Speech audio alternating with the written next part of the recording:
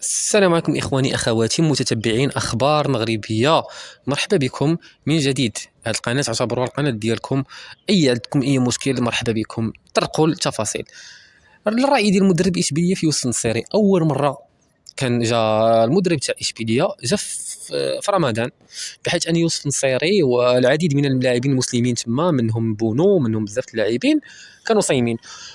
وعلى ذكر الصيام، راكم كتعرفوا اللاعبين المغاربه كيخنزروا اصلا، ماشي اللاعبين كاع المغاربه في رمضان كيبان لك بحال كنخنزروا، بحال مخيبين، بحال ما عرفت شنو، ما كنحبوش الواحد. ولكن من بعد عرف انه الصيام خلى النصيري كيشوف به بديك الطريقه، راه الجوع هذا.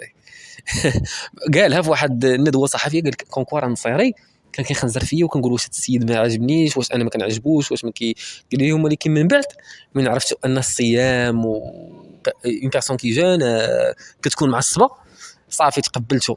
ودابا زاد كونفيرمي عليه في رمضان، قال لي ولا كيفطر بالاعداء ولا كيفطر بالشبكه والبيوت. ياك وصلتوا عندنا، ما تنساوش واحد لايك وسبسكرايب. شكرا.